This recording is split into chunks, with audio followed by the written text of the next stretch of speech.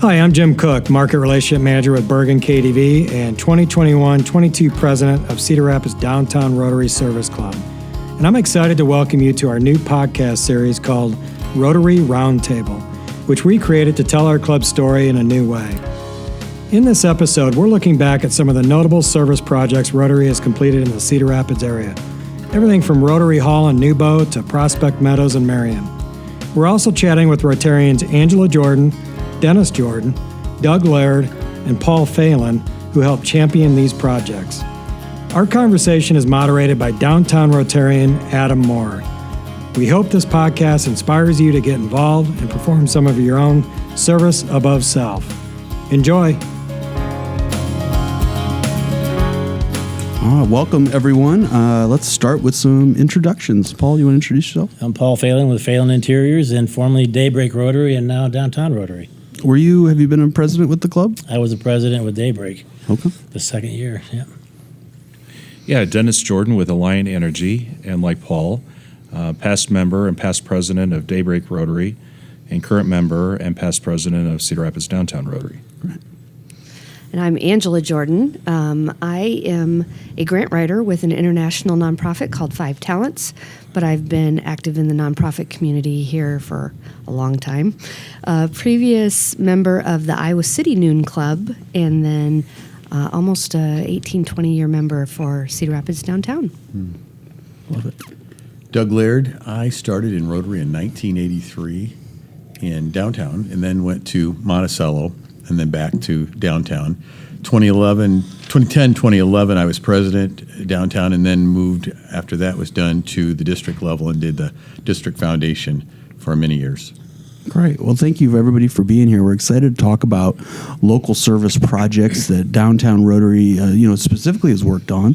The one I want to start with, Paul, is Gearing Up for Kids. Mm-hmm. So tell us a little bit about that project and what it entailed and what kind of got you involved. I have to smile when I look at Dennis when I do that because it was our second year that we were chartered. Oh. So you had a bunch of rookies, right, in the Rotary. And I think I was at the meeting when Dr. Tom Feld made the announcement that he was going to challenge all the incoming presidents to create another Rotary by creating another project. So I'm sitting there, and to me it was really exciting because I knew I was going to be surrounded with some real talented Rotary members, mm-hmm. and I knew I had no experience whatsoever. So having that opportunity just to sit around the table with some well-educated individuals and learn from them was awesome. And I remember sitting around the table with the incoming presidents. We were trying to get our feet underneath us and determine what direction to go. And everybody had their thoughts and ideas. Someone said, hey, let's get bicycle helmets, or let's do this, or how about the library? And someone said playground equipment, and I didn't say it out loud, but I thought, well, that doesn't help a kid, playground equipment. Sure, yeah. And we were kind of stuck at that point. What do you do? So I offered to go to each of the schools and sit down and talk to the principal and vice principal and say, hey, look, what if you got $15,000? What would you do with it? And I didn't realize then, but playground equipment came through parent-teacher organizations, and these Title I schools didn't have those. So without hesitation, every one of them said playground equipment.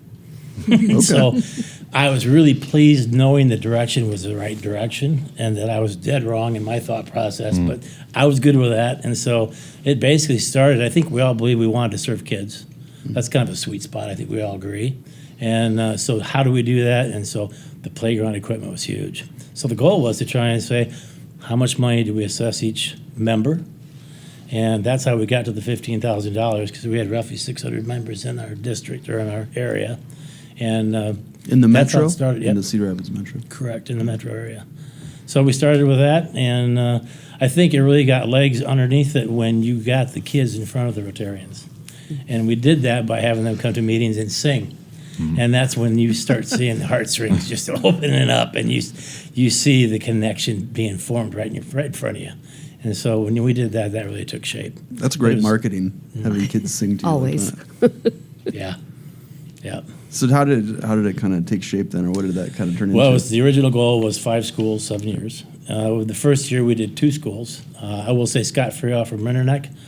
I will never forget getting the first set of plans for these playground equipment. You might as well be building the mall. Because I opened that up. I'm like, oh my God. I went over to Scott's office and I just said, dude, can you help? He goes, I got this. Wow. And so we fostered a relationship with the group that helped with the supplying equipment, because we did want to work with one vendor to maximize our buying purchase. So that vendor was a good vendor, and Scott, I think, had knew him in the past, and so that took care of that issue, and that was really good. Then we started to do a celebration on the playground, and that was the kind of grand opening for the playground equipment. And the first one was Taylor School, and it was a lot of fun. As we did these, we'd have some, I think it was Chad Hennings at that time, where the Dallas Cowboys came and spoke. Oh, wow. And he brought all 5 of his Super Bowl rings. And I'll never forget when he looked up and he said, "Has anybody seen my rings?" I'm like, wow.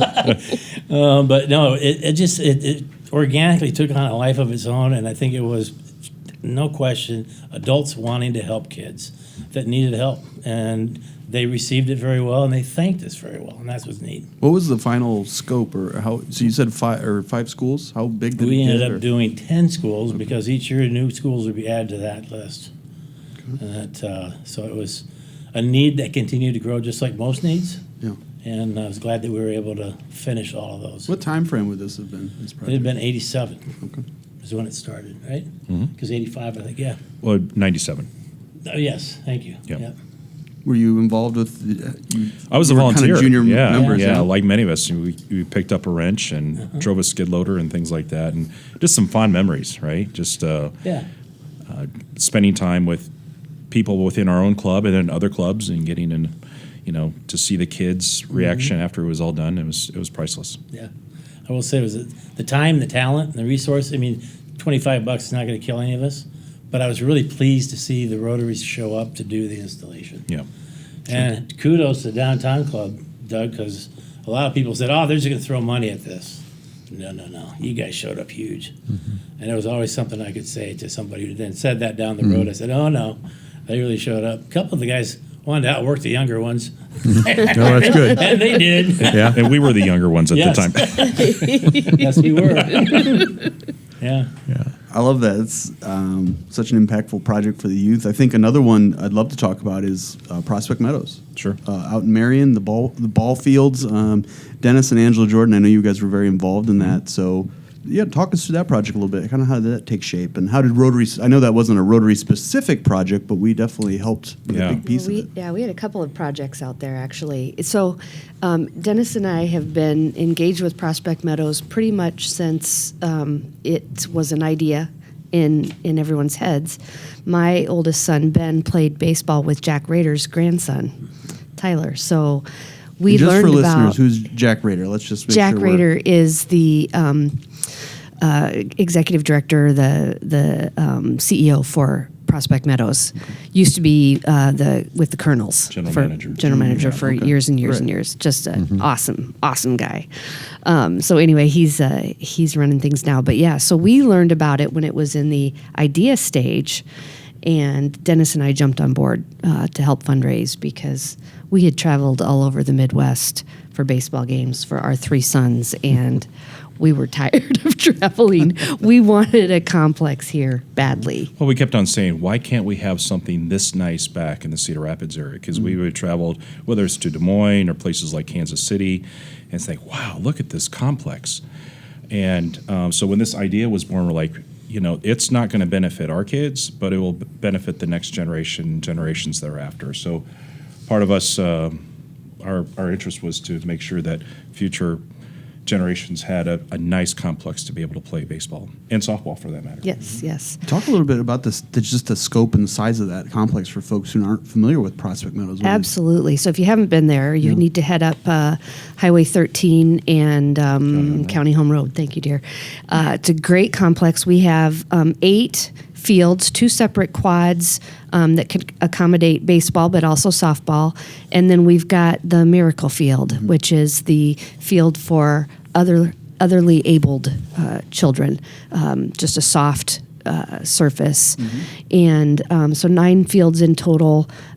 We were a $10 million economic driver last year for the area, so huge. Probably the biggest thing going And for how many the visitors? Metro. We had more than 112,000 people went through the gate at Prospect Last Meadows year? from Yeah, last year. 17 different states, including Hawaii. Think of the exposure. Oh, yeah. Right? This whole corridor gets just Yeah, from that. It's yeah. amazing. And Well, the hotel so nights. what and- role did Rotary kind of play in supporting that big project? Yeah. So after it got actually under progress being built, then Dennis kind of had a brainchild. Well, we were thinking, is there a role for Rotary here, right? And we like to make sure that our presence is known like we've done with other projects. And how do we do something that's visible?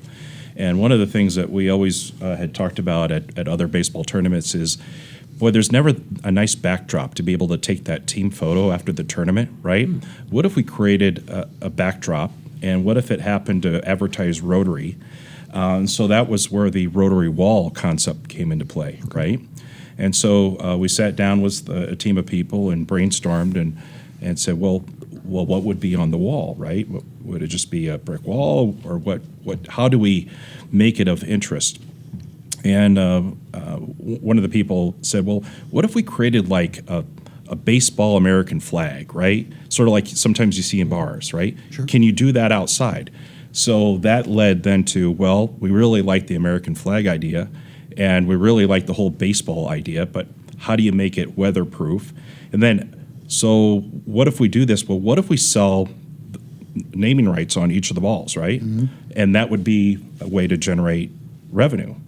And so that's where the idea was born of creating an American flag with 600 baseballs and 12 different stars on the wall. And so far, I think we've sold all the stars and over half the baseballs. In total, it's going to generate over $300,000 in revenue for the park.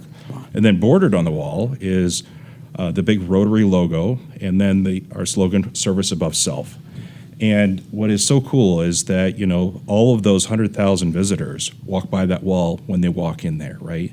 It's And- the very first thing you see. the first thing coming you in. see. It's beautiful. And it's the last thing you see, right? And so some people probably think it's Rotary Park, right? But it's not. But what's most rewarding, I think, to us, because we go out there on weekends and volunteer to drive the carts and meet people and what have you, is the number of teams or just individuals, families that stand in front of that wall to get their picture taken. It's also And- in the shape of Iowa. Yeah. So it adds homage to our home state too. So it's just incredible. And the people that comment to say, this is really cool. We've never seen anything like this. I think it just gives us pride that we've been part of this, and that, it's also a great way to show that Rotary is present here, right? We're in many ways giving back, but this is a very visible way of giving back to the larger community. And then like we've Rotary also, Park. yeah, Yeah, I do too. Yeah, I like that. That rolls off the tongue, right? we also developed that pergola that sits did. right next to the Miracle Field.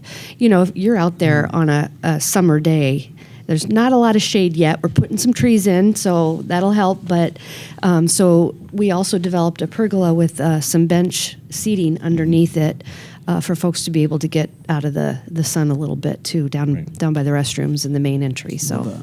I would say, Dennis, I was kind of a new member when this was all Right. taking off. And so I remember a lot of the... No, you're okay. Do you want me to pause? We're good. Let's start over. Start over, Adam. Sorry about that. Dennis and Angela, I was just going to say, I was a new member around the time when I know the Prospect Meadows push was going on. And I know that you two were doing a lot of coordination, leadership with the other clubs, with the kind of all of the metro clubs, and getting people to kind of buy in. That's such a big lift, right? To get everybody kind of moving in the same direction. I'm wondering if you could just talk about kind of the leadership it required and getting all these Rotarians to kind of agree to this project. Or Well, Dennis tends to be the face of our little team, and I work behind the scenes, so I'll let him talk. you do. I know you do. Well, one of the smartest things that happened years ago was setting up a Metro Rotary Council meeting where all the current presidents get together every year to talk about ways that they can collaborate. And every so many years, there's a project that we all agree upon to say, hey, we're going to invest in this. And oftentimes, the project is of size that we just can't fund it all in 1 year. It's a multi-year commitment. And so this was right opportunity at the right time. And I'm proud to say that between all the Rotary clubs in the metro area, we committed over $100,000 to this project. All right, and that was really what got it launched, and then that will continue to generate additional revenue as eventually all the balls on the wall will be sold. So, congrats! That's an awesome project for us. I want to turn to Doug because just thinking about that leadership piece and how Downtown Rotary has helped marshal kind of regional resources. A big project that you were involved with, Doug, and I think a lot of folks in the community know is that Rotary Hall, the Nouveau City Market. So I'd love to have you. I know you were kind of helping lead that charge. Tell us a little bit about that project, how it came to be, the thoughts behind it. Well, we need to go back to 2010-11 when I was president. That was the year that our club was looking forward to our centennial, and we needed a signature centennial project. So we called all of our past presidents together. We were up at the Shrine at the time because this is post-flood, and had one of the halls there that we sat in. I could still see us all sitting around the table, and several ideas were thrown out. One was that we were in flood recovery mode, and we needed to do something that would sustain our community but also bring us back from the ashes. And at that time, this is the old Heinz manufacturing plant area. There was a redevelopment effort going on down there, and the project had been pitched to us by the Nouveau City Market that they were looking for naming rights to do this redevelopment, and they were going to have a square, and it was going to be where there was a plant, they tore it down, and now that's a park, a plaza, and we would have the opportunity to be a significant part of that. How much did we want to do? What did we want to do? So we decided that we would become that would be our signature project for our 100th anniversary, which is years hence. But it was too big for us. So back to Dennis's point earlier, the Metro Council presidents met monthly at the time, and we went to the presidents and said, "Hey, how about this? Downtown will put up $100,000 if you'll match it for $100,000."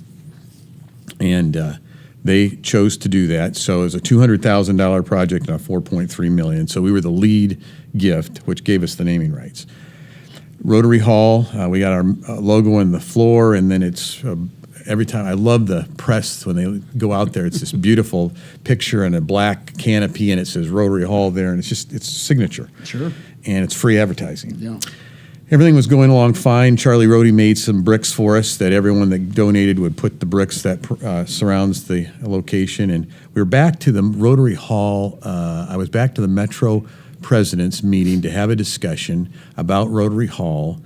And Nick Glue, bless his heart, from the Marion Club, looks to me. He's the new president at the time, and he was in that time in journalism. And it was a kind of a dot your I's, cross your T's kind of guy on the specifics of the rules. And he said, "Has anybody asked Rotary if we can do this?" Well, the glue was just about drying in the floor and the paint, and the sign was up. And I said, "No, we haven't. Do we need to?" And he says, "Yes, I've read the trademark for Rotary, and you have a problem, Houston." So I immediately went back and consulted Bill Jacobson and Jill Olson, who are old-time Rotarians, and says, "What do I do?" And they said, "Well, you need to go up to Waterloo, Cedar Falls, and meet with the district governor and ask for his opinion." I did. He said, "You need to go meet with the Rotary International president," who at that time was in Missouri, Truman State University. He was a dean, attorney. He also was the Rotary president. The beautiful thing is Rotary is housed in Evanston, Illinois. So he said, "Well, you know what you need to do, Doug? You need to come to Evanston and explain this to the general secretary." And I said, "Fine. Who's an attorney?" John Huco, brilliant man. He was part of a law firm in Slovakia and came back to run Rotary. So Ken Kolick and I got in a car and drove way too fast. Ken was driving to Chicago and met Ray Klingensmith, the president of Rotary, on the street for supper. And I'm explaining, I've got a whole book here, and we had this nice presentation we gave him because, remember, there are 3,000 members in Rotary at that time. 25% of the whole district in our district was in Cedar Rapids, 765 Rotarians. Oh, wow. So we were 25% of the northern half of the state, and our club at that time was 322 members. We were the 22nd or 25th largest club in the world. So I had this whole great presentation with everything, and I was explaining it to Ray, and it's about 8:30 by this time, and Ray says, you know what? I think it's time for a walk. And I said, I'm getting to my punchline. Can I just have a commitment that we can get through this? So he jumps us up, and we start walking. We go to Rotary International headquarters, and he has the badge because he's chairman of the board, and get in and go up to the top floor, which Rotary owns the building, and they sublease some places. And John Huco, the new chairman, was on his way out. He said, as we were going up in the elevator, he says, I just happen to know John leaves about this time every night, 8:30 at night. And he's going home. And John literally was walking to the door, putting on his suit coat to leave. And Ray says, hey, John, Doug wants to tell you something and ask a question. So I did the elevator speech in the hall. And John says, dilemma. I think you have a problem. And I said, yep. And he says, I think I have a solution.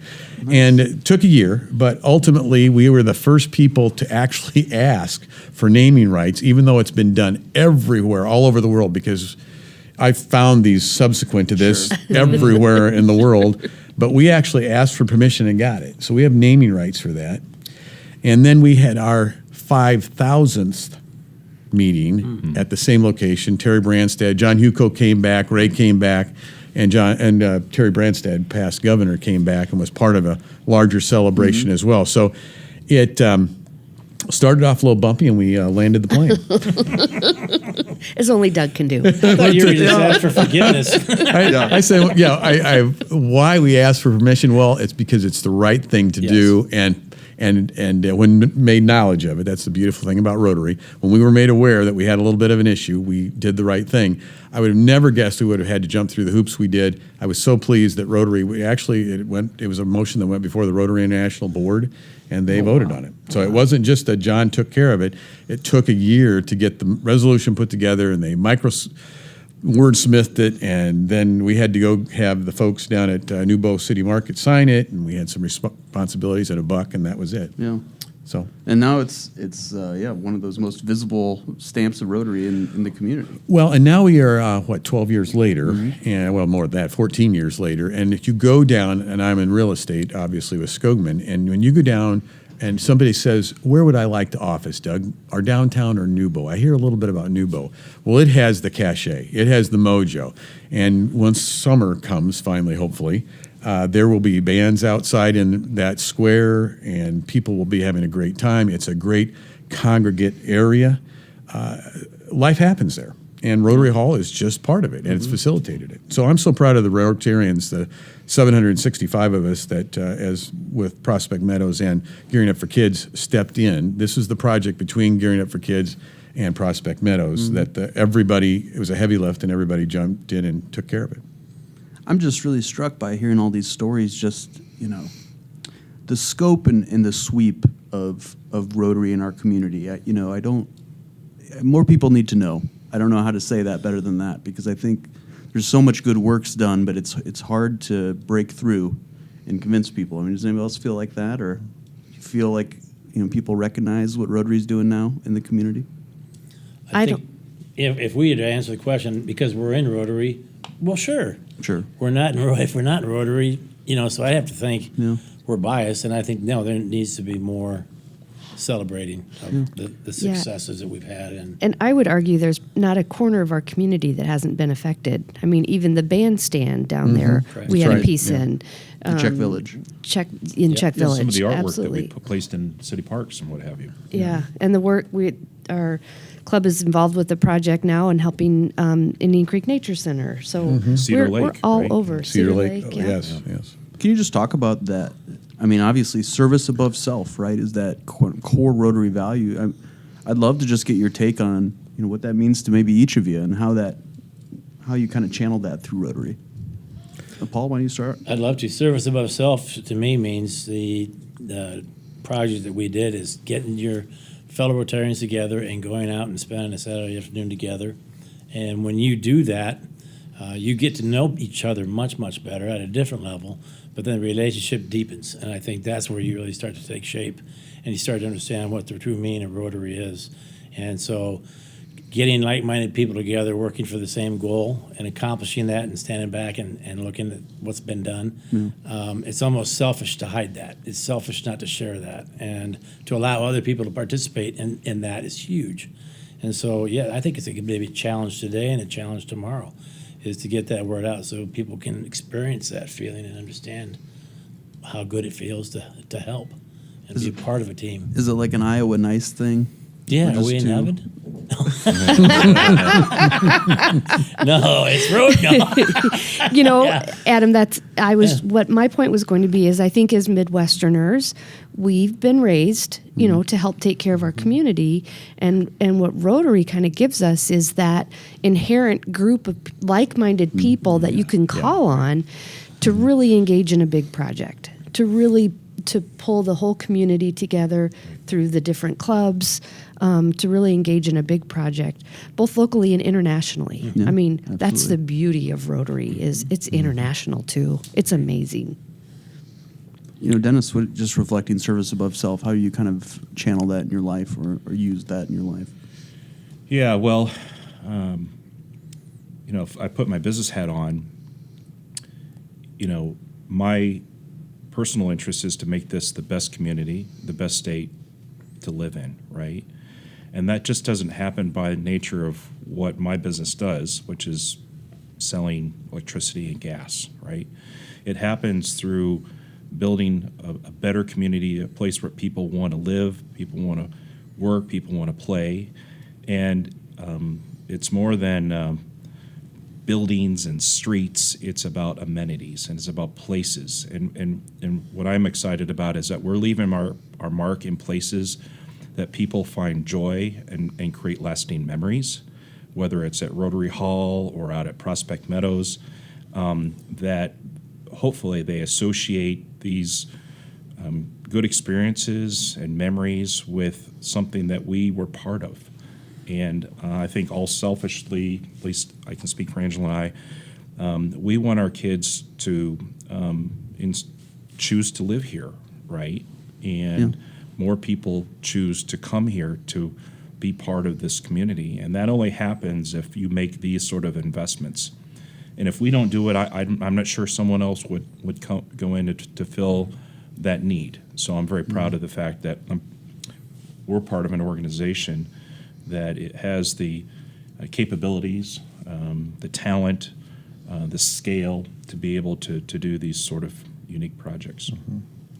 How do you kind of interpret service above self, Doug? What's that kind of mean to you? I'll answer it two ways. One is both of them will jump into what Angela and Dennis just talked about. One, when I was district foundation chair, our club downtown was the most we did not tap into the monies to be able to do district and international grants. And so I went because I was conflicted, I'm the district chair, I couldn't do any of this, nor could I vote on it, but I went to our then chair and our presidents and said, you need to get into the district money because it can be leveraged, as Angela said, internationally, and it can also be used locally. We were as the downtown club, we contributed half of the donations for the foundation for the district. Wow. And yet we tapped $0. And once you understand the formulas, it's way too easy to get it, just have a legitimate project. So been very pleased. The bandstand reminded me of that, Angela, thank you, of the leadership, Bill Corder and others stepping for the last 5 years and saying we're going to get the minimums from the district and we're going to also leverage up to international. In terms of what service above self means to me personally, starts actually in 1983. So I graduate from the University of Iowa, and I was a master's of hospital administration. I'm going to start at St. Luke's. And my dad, who's a brilliant guy, but he traveled all the time to do his business in the South and the East, said, you know what you need to do now, Doug? You've got your master's, your great job at St. Luke's. You need to now join a service club. Long pause. I turned to my father and I said, Dad, you're a brilliant man. What is a service club? And my dad probably looked at me like I failed because he was in Optimist Club, but it never hit me, okay? And he said, boy, in Cedar Rapids, I don't know the answer to that, but Sam Wallace will know. He was my mentor and my first boss, he was also the president of Downtown Rotary at the time. So I go into Sam and I sit down in his office and I look at him. I said, "Hey, my dad said I'm supposed to ask you this question. I hope you have an answer. What is a service club in Cedar Rapids I should belong to?" And he said, "There's only one." And so he was president, so he had me sponsored by Gordon Epping, who's still in our club. Yep. Mm-hmm. Well, that started me on a whole odyssey of how to get involved, not just in church, not just in athletics with your kids and PTA, but how do you get involved as a business professional in your community to do like we did for the kids, at Prospect Meadows or Gearing Up for Kids or the seniors or any number of opportunities. And it began to become real to me. So now I'm the grandfather of 13 grandchildren and 4 children, and I'm thinking, how do we get our kids and our grandkids to also carry this mantle? Because I think we're all forced to think about this as service clubs of, if we're not careful, we'll evaporate. Mm-hmm. And we still have great community needs that need to be taken care of. So short version for me, how to make it real is get involved, as every one of the other panel members have said. If you don't make it real, there are many things to pull our time, but what are we doing to make our community better, as Dennis said? How are we going to leave this better than where we got it? And it's personal service. And I love Rotary's deal, service above self. I think that resonates a lot. I love hearing you call them service clubs, because I don't even know if I hear that a lot these days. Well, I hadn't heard it 40 years ago, but I have now. Right. But kind of a distinct place outside of church, like you said, outside of athletics. There's still another spot to go and connect. I'd love to hear just about, and you've kind of already touched on, just the relationships, the business networking, the connections that service has enabled for you. I think it's easy to think about business and Rotary. Hey, you come have lunch, you shake some hands, hand out a card, but really the service, like you were saying, Paul, is like, that's really an avenue to get to know people and build that camaraderie. I think it's really interesting. Well, kind of to what you were saying also, and I think I'll get around to the answer, but yeah. I remember my first Rotary meeting. Do you remember your first Rotary meeting? Yep. I'm with my dad. One of the guys stood up and said, "I've been a Rotarian for 20 years." And I'm like, get a life, dude. I can't believe anybody would do this for 20 years. Yeah. And unless you have fun, right, you're not gonna. You're not gonna. That's right. You will not. Yeah. And so it's been 25 years now for me, believe it or not. And so it's like, you got to have fun what you're doing. Yeah. And when you have fun and you make a positive difference, then the club's going to be fine. Yeah. It's really got to be more than a meal. Yeah. Yeah. Well, you always knew, at least for me. So when I joined, I was the new executive director for the American Red Cross. And if you needed to talk to someone, or you had a question, or you wanted to connect with someone, go to Rotary. Yeah. It's where everybody was. You always knew you could find someone you needed to connect with, to talk with.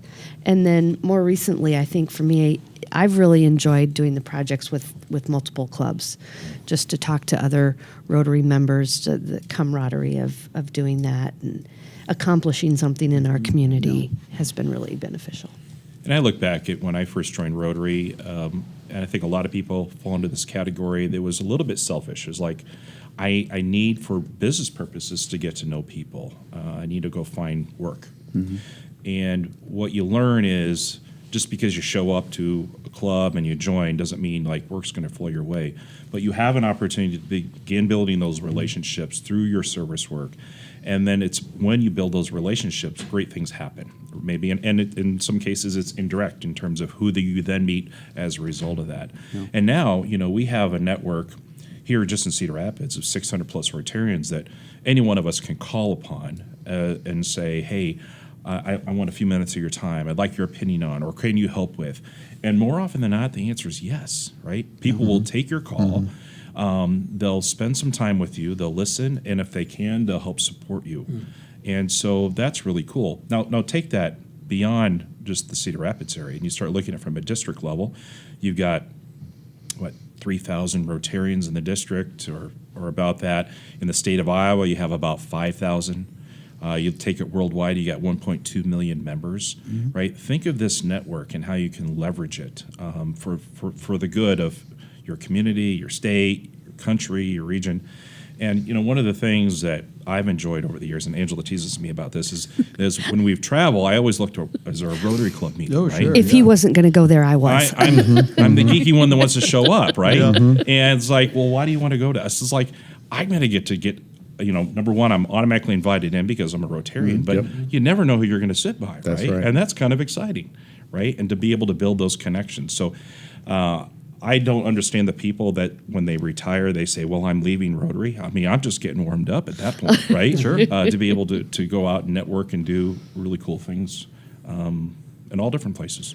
When we were in Hawaii last year on vacation, every time we saw a Rotary sign, we were like, Dennis, do you need a meeting? Did he make you go to Rotary when you were in Hawaii? I didn't make him go, but if it would just been my If- choice, yeah, he'd have we been would have there. waited around. So we were in Colorado. Brigadier General spoke at the meeting, and I saw that on the Wow. the tag Oh, on cool. going into the hotel. And Tom, my Yeah. brother, I said, we got to go. And ended up getting the long distance award. Showing up, But I no, love that. you learn from the speakers. So it's a huge opportunity. And you need to be careful. It's a really small club. You may end up as the speaker. It's like, where are you from? It happened to me in Yes. California once. It's like, why are you here?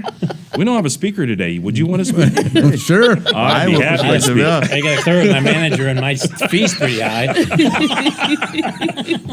So let's. No.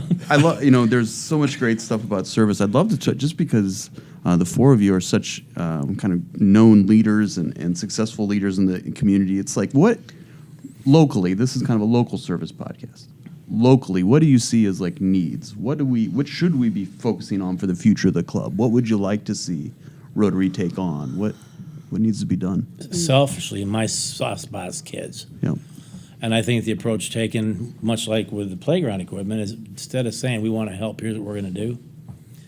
Here we want to help. How can we help? Okay. And so I don't think I can answer that question right now, but I do think the recipient would be children and the most needy children that we have in the community, and then find out from others the best way we can do it. Yeah. Okay. I would agree with that. And you look back, Paul, the work that was done by Daybreak Rotary, which we were both founding members of. It was one thing to go and build a playground there. It was another thing for many of us to go and volunteer to read to a kid on a weekly basis and be that support to that young person who maybe didn't have that support at home, right? And I'd like to think that collectively we made a heck of a difference in a lot of those kids' lives as a result of that. And that's where we have an opportunity to give back. And it's challenging to do that in today's environment because it hasn't gotten any easier with, some of the rules and regulations that you have to follow with, getting access to schools. But I think it's still worth the effort because that's where we can pass on the legacy of what it's like to be a community citizen, what it's like to be a community leader, and hopefully instill those values, and that generation too will give back someday. What do you think about that, Angela? Wow, that's really hard for me, Adam. Having been in the nonprofit sector in this community in so many different ways, I see housing as a tremendous need. Not sure how we would engage with that, but I love what Dennis said about, and Doug too, to an earlier point about making sure that the next generation are engaged and involved in our service clubs so that we continue to enhance our community. Yeah, that's tough. Doug, what's your take on the community and what we need? Part one is regardless of what we end up doing, we need to make sure our name is on it so that the brand is, so that we don't have people saying, like Doug Laird did to his father, what is a service club? We need to instill somehow, we need to be careful, and we also need to be conscious about making sure that others know what we do and why we do it, and they can be part of it too. So that's just an underlying thought. Okay. I'm a Wellmark director, so I care a lot about healthcare in the state of Iowa and South Dakota, and underserved are a big issue for us. Okay. So I have a policy hat on there. I'm not sure how Rotary, to Angela's point, I'm not sure how we Rotary locally get it done, but We helped with some of the free clinics in town. Sure. We've helped with other food banks. I'm sure there's got to be some way to help the underserved because there are a lot of people falling through the cracks. Yeah. There's a lot of programs, but there's not a lot of coordination, and the people that need the help the most are the most confused. Mm-hmm. So you have to sometimes just sit and listen and help them put the pieces together. They don't, we can give them a menu, but if you can't figure out how to put the menu together, it doesn't do any good to give somebody a menu of here are the services available. Can Rotary become a focus to help people like that? There are a lot of services out there that do it, but I'm just seeing more and more health care needs as well. That's great. Well, and I think something that is encouraging, at least to me as a newer member, is the flexibility of the Rotary mission and our ability, right? As we've all talked about, being able to flex to that need. So maybe there is a role, for some of these local issues, and it's just about finding that right fit. Well, the reverse grant that we just did, which is kind of an interesting tangent. Typically, we take our local money and Rotary International, we come up with a project in a foreign country, and we take that money there and do the project. But in this case, foreign Brazil and a few others came to and matched our money and did projects in Eastern Iowa with Eastern Iowa Healthcare. Okay. Joe Locke. Yeah, Joe Locke's entity is one of them, and that allowed for children and mothers that were in the cracks again, that were falling through the cracks, were either underserved or not served, to be able to get service. Well, there's a great example of how Rotary reversed and leveraged it backwards, took our money locally and made it happen. And by the way, not only just made it happen, but it happened with one of our Rotary members' entities to help the women and the children in our community. That's wonderful. Mm-hmm. I love it. This has been a great conversation. I mean, I'd love to just open it up. Any closing thoughts on local service? It's been so fun.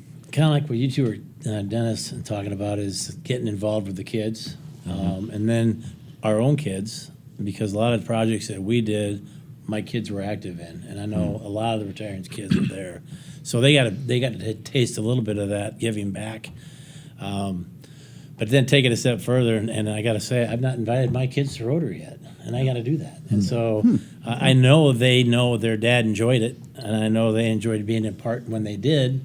And we know, we always go back to say, you're a Rotarian because somebody asked. You're a Rotarian because one person asked, and it's not difficult. We just need to continue to ask that question and just say, hey, do you want to help serve? You want to belong to Rotary? So now just come. Your kid gets to say, get a life, Dad. Yeah. Right. Yes. Yeah. He's probably said that anyway. Yeah. I'll say, And we've got a fair number of Rotarians, whether it's in downtown or other clubs, that, their Rotary experience is probably nothing more than showing up to lunch, right? Sure. And that's okay. There's certain phases of life where that's maybe all that you can do. But I would like to challenge Rotarians in all clubs to say, look beyond that. How can you get plugged in and find something that you're passionate about and give through Rotary, right? And the way to do that in downtown and like some other clubs is there's a committee structure. And so if you're interested in service, you can do that. If you're interested in, being part of social events, you can do that. If you're interested in international service, there's an opportunity there. But find something beyond lunch or breakfast or dinner, for that matter, if there's ever a club like that, to plug into, because only then do you really begin to understand the value of Rotary and the way it's impacting people's lives. Yeah. And so I really feel bad for people that fall short of really digging in that deep. And it doesn't require, in my opinion, a tremendous amount of time. You can ratchet it up and down depending on what you can give, but you need to take that step. And I think it's up to us as current and past club leaders to continue to challenge our members to do that. And then always be inviting, to your point, Paul. I like that. And I, too, have asked my kids, and I kind of get the look like, really, Dad, that was you, not me. But, I think at some point they will say yes, so I'm going to keep on asking, and they know that. So that's a great point. I think that's a great point, great place to end it. So, Paul, Dennis, Angela, Doug, thanks so much for talking local service with us today. Thanks Thank for you. the opportunity. Thank you. So that's our podcast episode for today. We hope you enjoyed this look at local service by Cedar Rapids Downtown Rotary and use this as inspiration for your own service above self projects. A big thanks to Angela Jordan, Dennis Jordan, Doug Laird, and Paul Phelan for sharing their insights, and to Informatics for recording and producing this series. Learn more about our club at rotaryclubofcedarrapids.org or visit us on Facebook, LinkedIn, and YouTube by searching for Cedar Rapids Downtown Rotary. I'd like to wrap up with a quote. You make a living by what you get, you make a life by what you give. Thanks for listening.